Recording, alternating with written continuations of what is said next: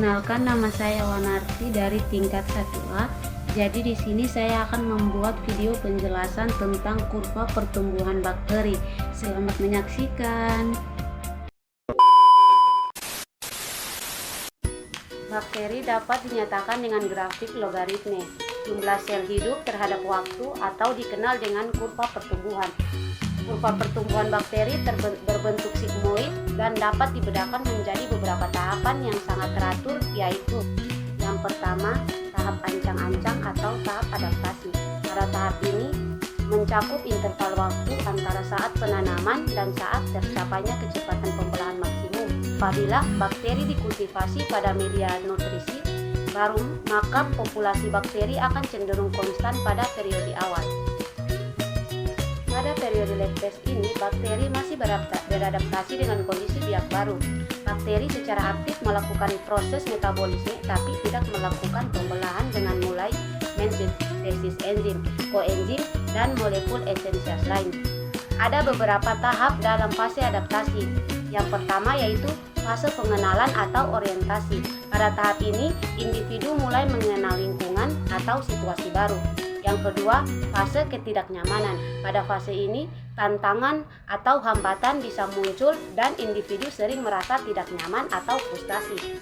Yang ketiga yaitu fase penerimaan dan penyesuaian. Setelah melalui ketidaknyamanan, individu mulai menerima perubahan tersebut dan menyesuaikan sikap serta perilaku mereka. Yang keempat yaitu fase penyesuaian penuh. Pada tahap ini, individu sudah tidak sepenuhnya beradaptasi dengan perubahan tersebut. Mereka merasa lebih percaya diri dan mampu mengelola situasi atau tantangan baru dengan lebih efektif. Yang kedua, tahap eksponensial atau logaritmik. Tahap eksponensial merupakan fase di mana bakteri melakukan pembelahan maksimum yang konstan, di mana pertambahan jumlah sel menjadi 2 kali lipat atau generation time. Pada tahap ini terjadi peningkatan kerapatan sel dan penimbunan produk metabolisme. Beberapa kemungkinan adalah yang pertama, fase log dalam pemrograman. Dalam pemrograman atau pengembangan perangkat lunak, log mengacu pada pencatatan peristiwa atau aktivitas dalam sistem yang berlangsung. Kedua, log dalam proses pengukuran atau observasi. Pada fase log ini juga dapat merujuk pada pengumpulan data atau pencatatan dalam eksperimen atau penelitian.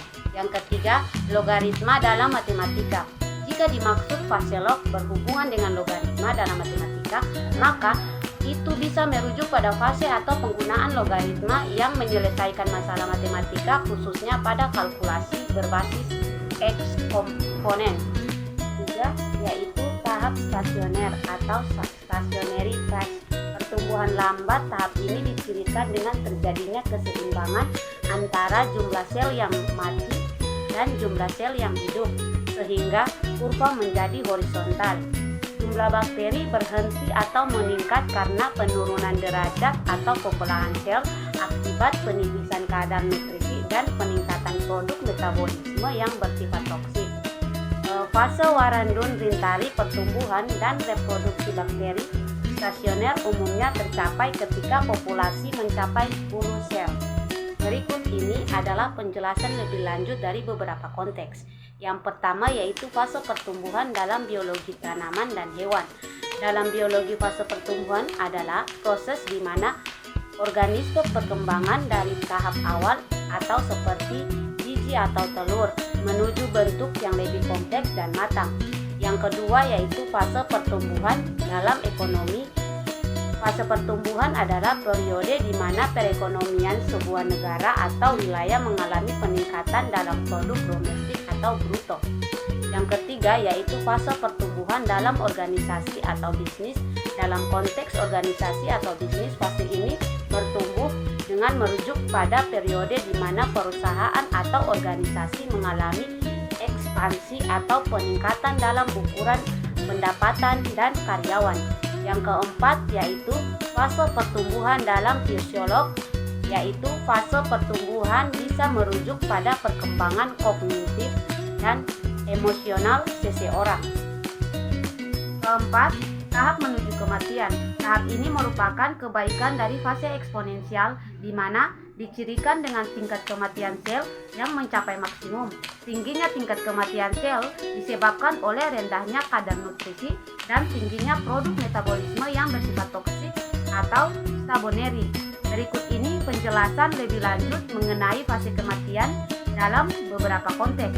Yang pertama yaitu fase kematian dalam biologi. Pada tingkat biologis ini, fase kematian mengacu pada berakhirnya kehidupan suatu organisme yang ditandai dengan berhentinya fungsi tubuh yang penting seperti detak jantung, pernapasan, dan aktivitas otak. Yang kedua, fase kematian dalam ekosistem. Kematian organisme juga mempengaruhi ekosistem di mana organisme yang mati menjadi bagian dari rantai makanan. Yang ketiga yaitu fase kematian dalam bisnis atau organisasi. Dalam dunia bisnis, fase kematian ini mengacu pada suatu perusahaan atau organisasi gagal bertahan dan akhirnya ditutup atau dibubarkan. Jadi, itu tadi penjelasan tentang kurva pertumbuhan bakteri dari saya. Semoga bermanfaat. Sekian dan terima kasih.